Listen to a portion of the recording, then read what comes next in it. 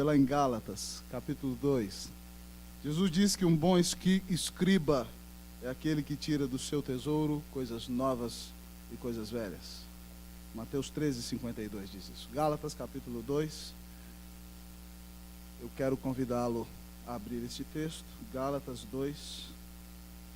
Eu vou abrir na minha Bíblia eletrônica aqui, enquanto você abre aí. Gálatas, capítulo 2.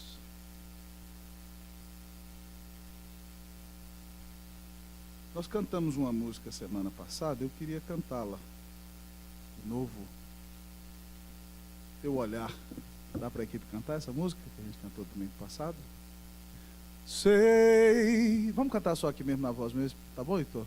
Que é tua fidelidade que leva a minha vida mais além do que eu possa imaginar. Sei e não posso negar que os teus olhos sobre mim me enchem de tua paz. Irmãos, quando eu dirigia, às vezes, nas estradas do Chile, pregando de norte a sul, noites geladas, longe de casa, de tudo e de todos, às vezes em oração, chorando no volante, essa era a música que a gente mais cantava. Teve uma vez que eu estava pregando em Valparaíso, eu fui pregar num evento do seminário, preguei sexta-noite, sábado de manhã, sábado à tarde, sábado à noite, para chegar em casa, para estar na igreja de manhã bem cedinho, saí de lá 10 horas. E aí, eu estava vindo no trânsito, no Gol a 120, eu dormi, irmãos.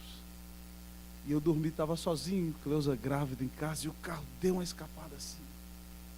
E aí eu parei o carro, orei a Deus, agradeci a Deus por seu amor, por sua bondade, por aquele livramento. E aí botei essa música, e abri o vidro e estava gelado. E aí eu viajei com o vidro aberto, morrendo de frio, cheguei em casa, adoeci, fiquei gripado, mas fiquei vivo, graças a Deus. Mas esse cântico me abençoou demais. Então vamos cantar esse refrão mais uma vez, antes de ler a palavra. Sei que é tua fidelidade que leva a minha vida mais além do que eu possa imaginar. Sei e não posso negar que os teus olhos sobre mim me enchem de tua paz. Eu sei que é tua fidelidade que leva a minha vida mais além do que eu posso imaginar. Fique de pé, nós vamos ler a Bíblia. Sei e não posso negar que os teus olhos sobre mim me enchem de tua paz, que os teus olhos sobre mim me enchem de tua paz. Gálatas 2, 19 e 20, assim diz a palavra de Deus. Porque eu, mediante a própria lei, morri para a lei, a fim de viver para Deus. Estou crucificado com Cristo. Logo já não sou eu quem vive, mas Cristo vive em mim. E esse viver que agora tenho na carne, vivo pela fé no Filho de Deus, que me amou e a si mesmo se entregou por mim. Leamos todos uma vez mais. Porque eu, mediante a própria lei, morri para a lei, a fim de viver para Deus. Estou crucificado com Cristo. Logo já não sou eu quem vive, mas Cristo vive em mim. E esse viver que agora tenho na carne, vivo pela fé no Filho de Deus, que me amou e a si mesmo se entregou por mim. Feche os seus olhos, nós vamos falar com o Pai uma vez mais. Pai, obrigado por essa noite. Obrigado, Pai, porque Jesus disse que tudo quanto pedirdes ao Pai em meu nome, crendo recebereis, a fim de que o Pai seja glorificado no Filho. Então, Pai, nós agora pedimos ao Senhor para que Tu te mostres a nós, para que Tu te apresentes a nós. Pai, para aqueles que acham que vão ouvir um mero discurso humano, que nessa noite lhes fique claro que quando a palavra é aberta e exposta com fidelidade, quem se levanta do livro e vem caminhando em direção à igreja é o próprio Senhor Jesus Cristo. E que cada um aqui, entendendo isso então, pela fé, tem um encontro vivo e pessoal com o Senhor. Obrigado, Senhor, porque no Senhor o nosso trabalho não é vão. Obrigado porque a pregação não é abençoada por causa do homem, mas por causa da graça de Jesus. Obrigado, Senhor, porque eu não merecia estar aqui, eu não sou nada, mas o Senhor é tudo. O Senhor me botou aqui para pregar a Tua palavra. Quando o Senhor quiser, Deus, glorifica Teu nome através desse vaso pequeno. Dá glória ao nome de Jesus nessa noite. Ó Deus, abençoa o que prega, abençoa os que ouvem. Em nome de Jesus, para a glória de Jesus. Amém. Sentados, irmãos.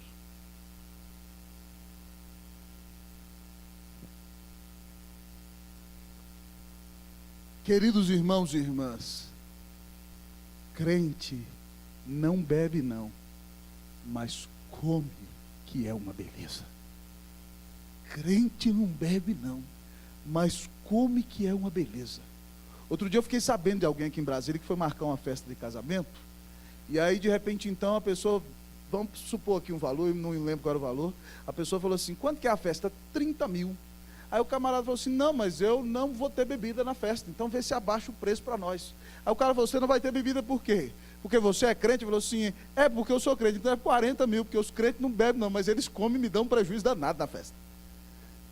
Crente não bebe não, mas como que é uma beleza. Irmão, isso foi desde o começo da era cristã. Certa vez teve uma conferência lá na igreja presbiteriana de Antioquia. Pastor titular, reverendo Barnabé. Pastor auxiliar, Saulo de Tarso, depois conhecido como apóstolo Paulo.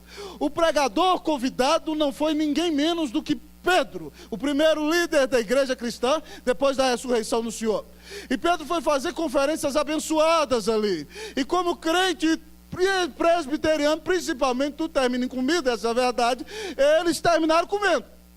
E eles estavam ali comendo e rindo e se compartilhando, e era uma bênção muito grande. Mas na igreja antiga ainda existe um problema. Há alguns que são judaizantes e eles acreditam que para que alguém seja salvo, tem que crer em Jesus e se tornar judeu. E aí eles acham que o homem tem que circuncidar. Você sabe o que é? Não preciso nem me explicar depois dessa ilustração aqui, né? Circuncidar. E eles dizem que os crentes judeus não podem sentar com aqueles que são gentios, que não são judeus. Mas Paulo sabe que não é assim. Jesus pregou que a salvação não é por obras, é de graça, não é por ser judeu, não é por coisa boa que você faça. E de repente então o pastor Pedro está lá rindo, e de repente chega lá no almoço da igreja de Antioquia uma comissão mandada pelo presidente do sínodo, Tiago, irmão de Jesus, filho de José e Maria. E aquela turminha ali era tradicional. Aquela turminha ali vigiava mesmo. E Pedro falou assim, rapaz, se essa turma me ver conversando com esses irmãos aqui, eu vou ter problema lá na igreja, porque afinal de contas eu sou lá da igreja de Jerusalém. E Pedro se levantou, irmãos, e deixou os irmãos sozinhos lá, você acredita nisso? E a situação ficou tão feia, que até Barnabé, que era o pastor da igreja, ficou lá e cá tentando apagar o incêndio. Não, o pessoal não acha ruim com Pedro. Não, Pedro, não tem problema não. E de repente, então, no meio da história, Paulo, que era o pastor auxiliar da igreja, levanta no meio de todo mundo e fala, Pedro, você está errado, rapaz. Porque se você é judeu, vive como se não fosse judeu. Por que você quer obrigar esses irmãos aqui a colocar uma carga sobre os ombros? A salvação você sabe que não é por obras da lei, mas pela graça de Jesus. Se você fizer isso, Pedro, você está crucificando Jesus de novo. E aí Paulo conta para nós essa história aqui, e explica por que ele fez isso.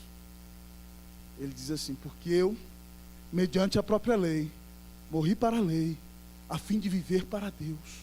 Estou crucificado com Cristo. Logo já não sou eu quem vive, mas Cristo vive em mim. E esse viver que agora tenho na carne, vivo pela fé no Filho de Deus, que me amou e a si mesmo se entregou por mim. Amados irmãos, esses dois versículos que eu acabo de citar aqui, a palavra vida se repete 5 vezes. Paulo está falando do que Jesus nos dá.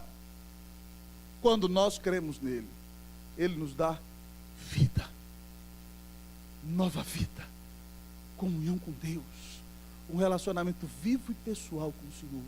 E por isso essa igreja aqui leva o nome de igreja cheia de vida, porque Jesus diz que ele é o caminho, a verdade e a vida. E 5 vezes o apóstolo Paulo diz que Deus tem vida para você que creu em Jesus. Nova vida, vida de perdão, vida de reconciliação, vida de graça, vida de salvação, vida de bênção na presença de Deus.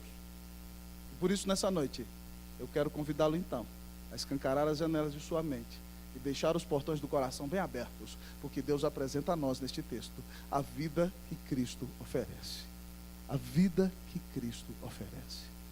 Em primeiro lugar, o texto diz que a vida que Cristo oferece é morrer para si mesmo. A vida que Cristo oferece é morrer para si mesmo. Repita comigo, vamos lá? A vida que Cristo oferece é morrer para si mesmo. Versículo de número 19. Leia para mim, por favor. 1, 2, 3. Por quê?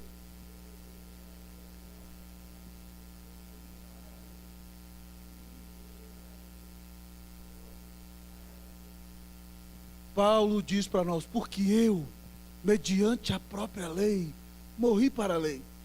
O que Paulo está dizendo? Paulo diz que a lei existe para mostrar a minha imperfeição.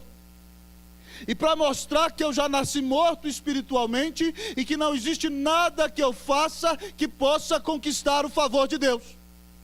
E que ainda que eu faça boas obras que me agradem em comparação com outras coisas que as pessoas fazem, diante da santidade de Deus, as minhas obras não são nada, porque eu não faço todas elas para a glória de Deus. Então Paulo diz que a lei é suficiente para me condenar. E ele diz, porque eu, mediante a própria lei, morri para a lei. Não tem jeito de conseguir justiça de Deus por meio da lei, porque nós somos falhos. E ele diz então que morreu para a lei, a fim de viver para Deus. E ele diz, eu estou crucificado com Cristo. Paulo entende que quando Jesus morreu na cruz, morreu para pagar os seus pecados. E a partir de agora, ele não vive mais para buscar autojustificação, não vive mais para buscar o aplauso dos homens, não vive mais para dizer que é o certinho, melhor do que todo mundo. Paulo entende que o velho homem dele tem que ser crucificado. Ele já não vive mais para ele, agora ele começou a viver para Jesus. A vida que Cristo oferece é morrer para si mesmo. Se lembra lá no dia em que Jesus reúne os seus discípulos e diz, se alguém quer vir após mim, negue-se a si mesmo, tome a sua cruz e siga-me. Se você quer andar com, não vai ser do seu jeito. Você precisa renunciar a si mesmo. Você precisa renunciar o seu jeitão de viver a vida. Você precisa renunciar o seu desejo de ser glorificado. Você precisa renunciar o seu desejo de satisfazer-se a si mesmo com as coisas desta vida. É necessário renunciar-se a si mesmo. É necessário estar disposto a ser crucificado nas suas próprias vontades. É necessário seguir os passos do Senhor. É necessário andar na sua presença. Não dá para seguir a Jesus com um pé na igreja e um pé no mundo. Não dá para seguir a Jesus vivendo na gandaia. Ou você é de Jesus ou não é de Jesus. E a Bíblia diz que se você de fato quer viver a vida que Cristo oferece, é necessário morrer para si mesmo. Você não precisa mais de aplauso de homens. Você não precisa de reconhecimento de homens. Você não precisa mais provar nada para ninguém, porque você sabe que por si mesmo é um fracasso. E se você tem recebido alguma coisa, é porque Deus te dá salvação em Cristo Jesus. O seu velho homem está crucificado com Cristo, meu irmão? É uma pergunta a ser feita nesta noite. Eu me lembro, amados irmãos, de Agostinho de Hipona, conhecido como um dos maiores filósofos da história da humanidade. Agostinho, amados irmãos, nasce em Tagaste, no norte da África. Tem o privilégio de estudar retórica com Libânio, professor em Atenas, um dos maiores oradores do mundo. João Crisóstomo estudou com ele, e os irmãos da Capadócia também estudaram com ele. E então, Agostinho se torna um grande professor de oratória. E vai à Itália, e sua mãe Mônica, uma mulher crente, ora a Deus por ele todos os dias. Mas Agostinho, amados irmãos, é um homem tremendamente promíscuo.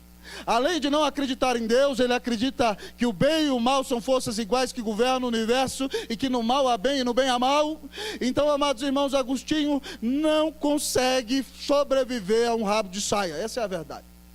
Ele tem um caso com a mulher, tem um filho com ela na juventude, e de repente aquele filho vive, cresce, e depois se converte junto com o pai mais à frente. Mas Agostinho tinha problemas nessa área. Até que um dia, na sua casa em Milão, Deus converte Agostinho.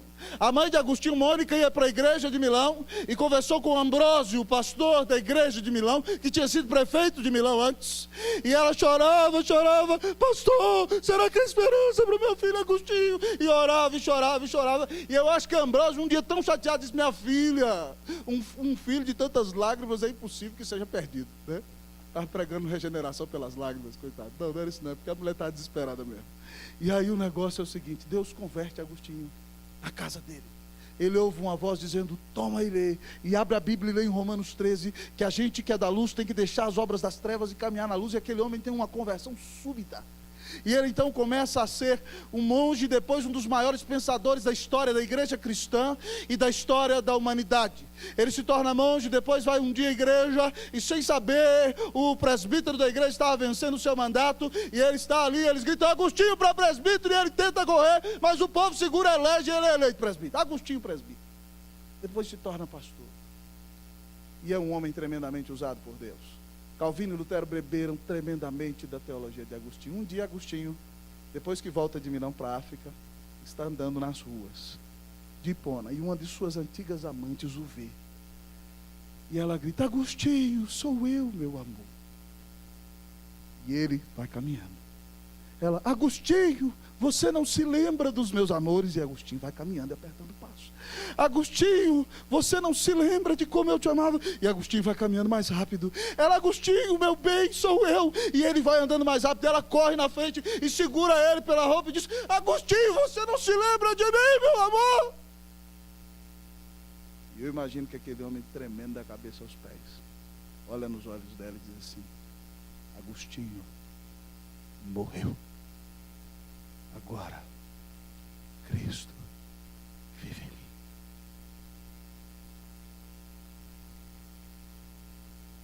Quem mora aí dentro?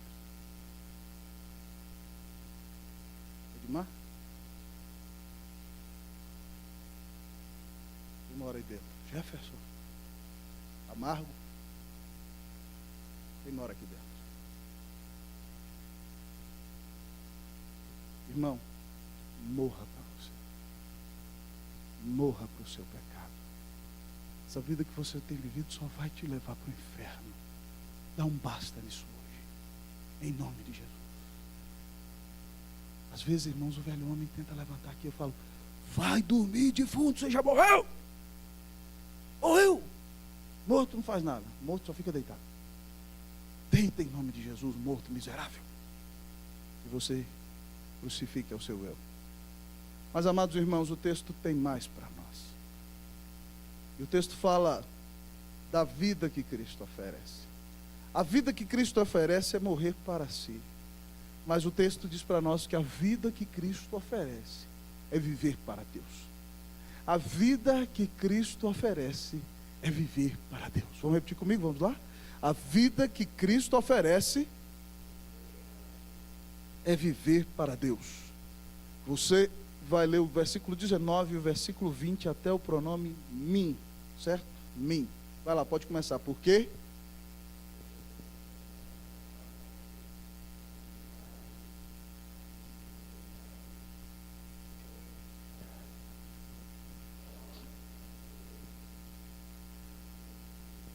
No meio do versículo 19, Paulo diz que morreu para a lei a fim de viver para Deus. No começo do 20 ele diz: logo, então, fui crucificado com Cristo, meu velho homem.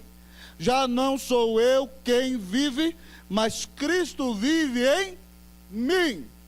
Paulo diz: agora eu vivo para Deus.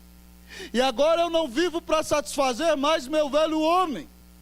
O velho homem morreu. Saulo de Tarso morreu. Quem mora aí dentro? Cristo. Mas por que se Luciano morreu? Muitas vezes Luciano quer atuar. Ele já morreu, é Cristo quem vive aí.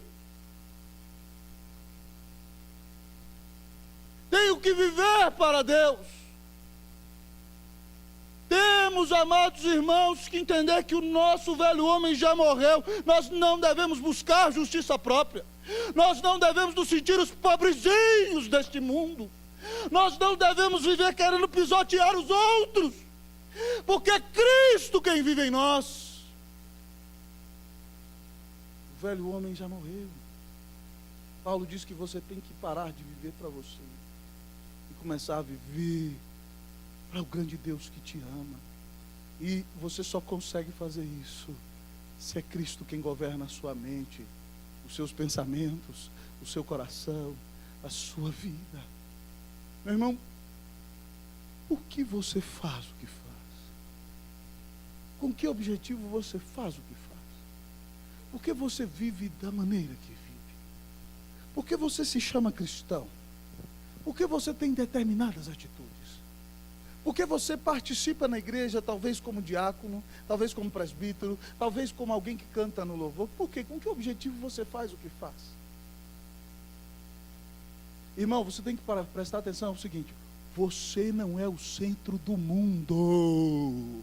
Você não é o bonitão da Barachita. O mundo não tem que girar ao redor de você não, criatura. Você é quem tem que viver para Deus. Viver para adorá-lo. Viver para servir.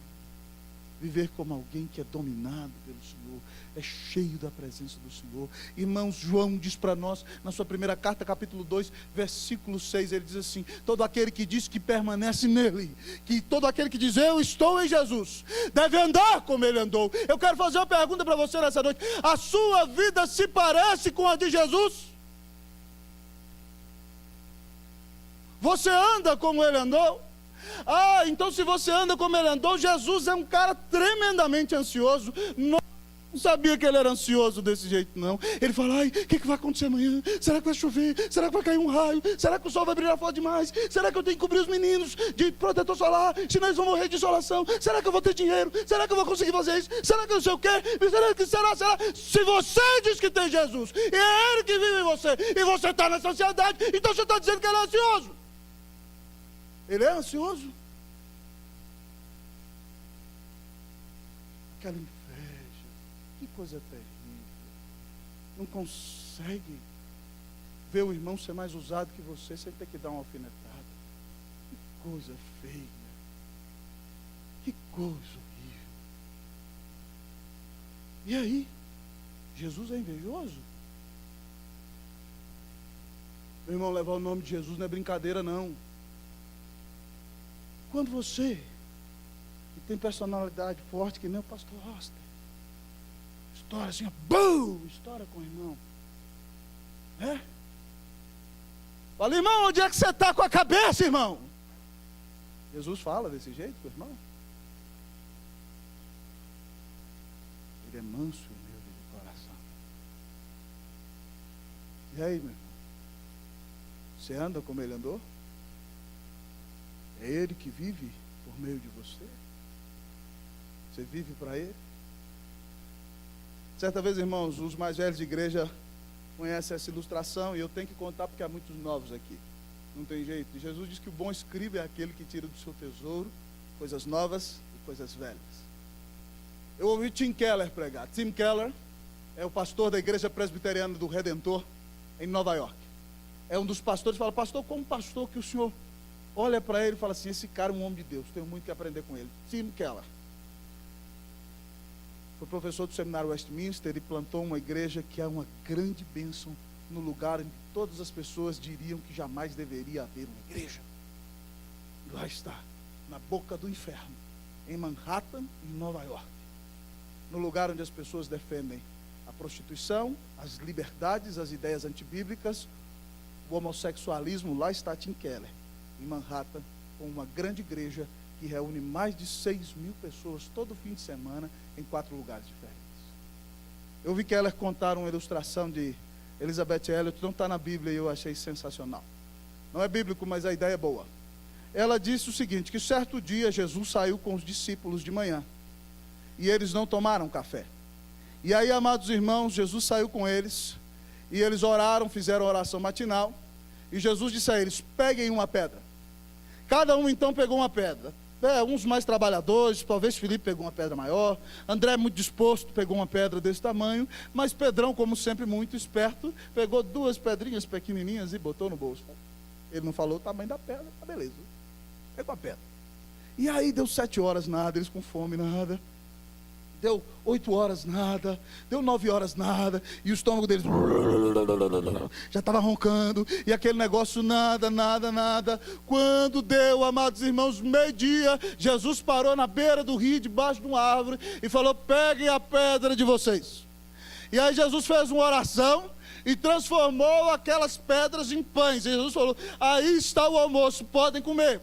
André, que tinha pegado uma pedra grande, teve uma almoção, irmão. Pedrão, que quis bancar o esperto, comeu 2 grãozinhos de pão. E aí, amados irmãos, sabe o que aconteceu? Eles deitaram, dormiram, e Pedro falou, oh meu Deus, eu fui um homem errado demais, eu não entendi, eu fui um cabeça dura, fiquei com fome. Aí já deu 1 hora, Jesus, depois deles dormiram um pouco, falou, gente, vamos caminhar, vamos embora. E eles começaram a caminhar, e caminharam, 2, 3, né? E aí 2 horas, Jesus falou assim, agora peguem outra pedra, Pedro. Ah, agora eu entendi. Pedro pegou a pedra do tamanho dessa caixa de som e botou nas costas. E eles foram caminhando, caminhando. Quando deu 3h30, vamos parar para o lanche. Jesus parou na beira do rio. Ele falou, agora eu vou comer direito. E aí Jesus falou assim, peguem a pedra. E aí Jesus falou assim, joguem no rio. Ele falou, eita, o negócio vai ser bom, vai flutuar peixe aqui, o negócio aqui. Joguem no rio. E sabe o que aconteceu? A pedra afundou. E Jesus falou, vamos embora. Ele, peraí, Senhor, eu não estou entendendo nada. De manhã o Senhor falou para pegar uma pedra, eu peguei a pequenininha, e meu almoço foi pouco. Depois o Senhor falou para pegar a pedra, agora que eu estou morrendo de fome, o Senhor manda jogar a pedra no rio, e não acontece nada, o que é isso? Jesus olhou para todos eles e falou o seguinte, quando eu mandei vocês carregarem a primeira pedra, vocês carregaram a pedra para vocês ou para mim? E quando eu pedi para vocês carregarem a segunda pedra, vocês carregaram a pedra para vocês ou para mim? Meu irmão, para quem você tem carregado a pedra? Para quem você faz o que faz? Com que objetivo você faz o que faz? Se você faz para Jesus, o seu coração não vai ser invejoso. Se você faz para Jesus, não vai doer na sua alma ver Deus usando outras pessoas de maneiras diferentes que Ele usa você. Se você faz para Jesus, você não vai viver com a síndrome do pobrezinho vitimizado, um patinho feio que diz, eu quero mais pobre de mim. E aí vai rasgar a boca, que nem vídeo de Mocó, né? Você não vai viver desse jeito. Porque você não vive para você. Você vive para servir a Deus. E quando a gente vive para servir a Deus, irmão, o lugar que a gente está é o melhor lugar do mundo. Porque é ali que Deus quer nos usar. E usar a nossa vida para a sua glória. Eu quero lhe dizer nessa noite, irmão, se você de fato quer viver a verdadeira vida de Deus, pare de viver para você. Pare de usar a igreja para buscar uma capa de justificação pessoal. Pare de vir para a igreja só para dizer que você é melhor do que os seus irmãos que não vêm.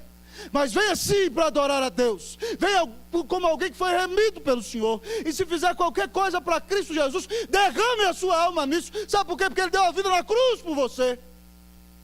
Viva para Deus. Ofereça o seu melhor ao Senhor. Bem dizia Calvino, o Evangelho não é a doutrina da fala. O Evangelho é a doutrina da vida. E nós já vimos aqui que a vida que Cristo oferece é morrer para si mesmo, é viver para Deus. Mas a vida que Cristo oferece é viver pela fé. A vida que Cristo oferece é viver pela fé. Vamos falar comigo? Vamos lá? A vida que Cristo oferece é viver pela fé. Versículo de número 20, leia por favor, irmão, em nome de Jesus. Logo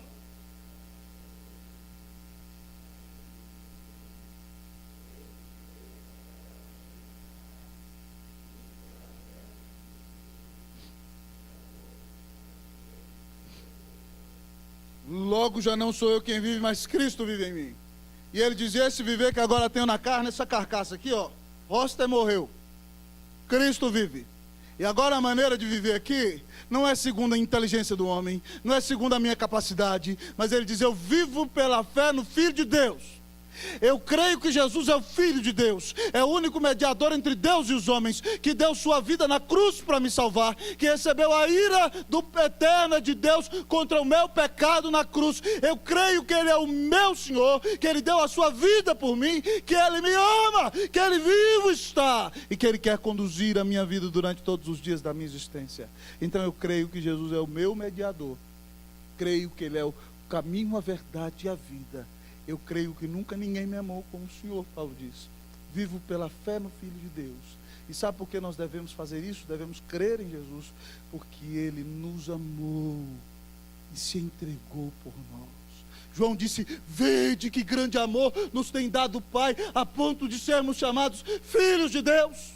Paulo diz em Romanos 5,8: mas Deus prova o seu próprio amor para conosco pelo fato de ter Cristo morrido por nós, sendo nós ainda pecadores. Deus olhou para você e só viu sujeira, só viu pecado, só viu coisas erradas, mas por seu maravilhoso amor cravou Jesus na cruz para te perdoar, para te resgatar, para transformar a sua vida, para tirar você das garras do diabo, para livrar você do seu pecado, para te garantir um lugar nos céus, para te dar paz, para te reconciliar com Deus, para te dar vida eterna.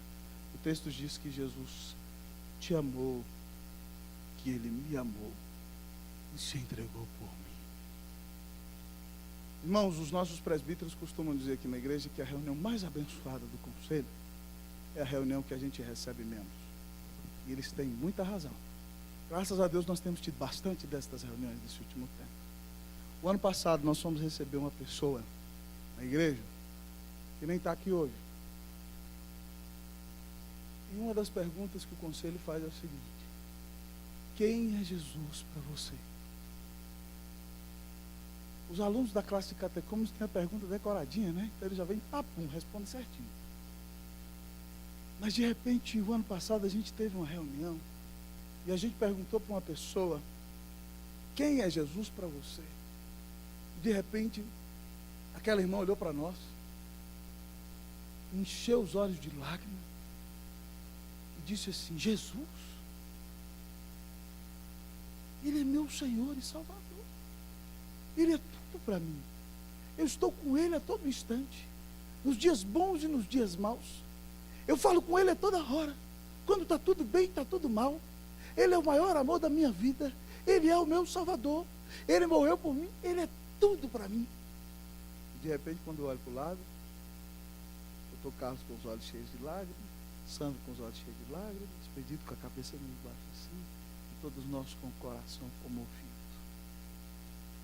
Porque aquela pessoa entendeu que nunca ninguém a amou como nosso grande Salvador, Jesus Cristo.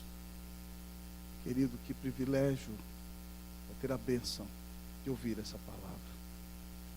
Mas a Bíblia diz que há dois lugares para os quais eu e você podemos ir depois de mortos.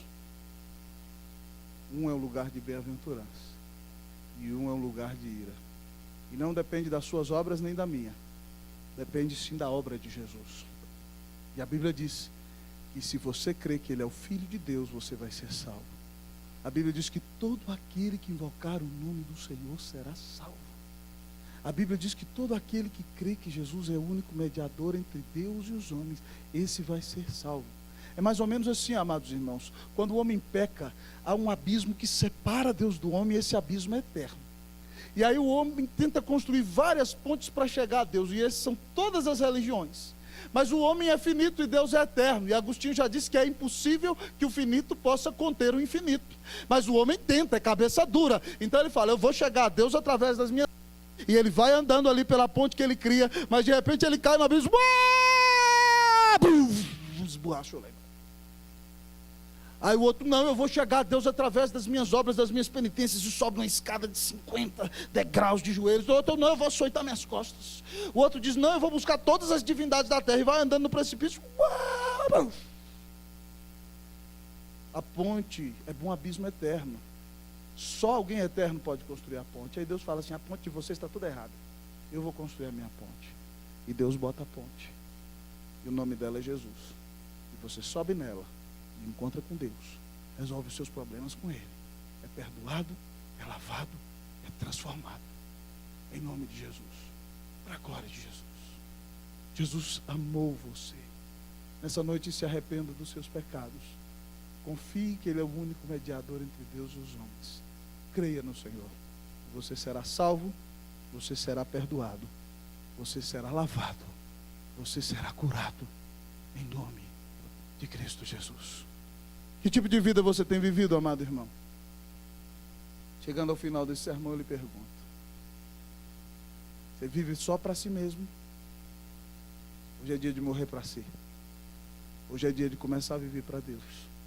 Hoje é dia de crer em Jesus. Que Deus te dê a vida que Cristo oferece. Que você morra para si mesmo. Que você comece a viver para Deus. Que você creia que Jesus é o seu único Senhor e Salvador. Vamos orar nessa noite?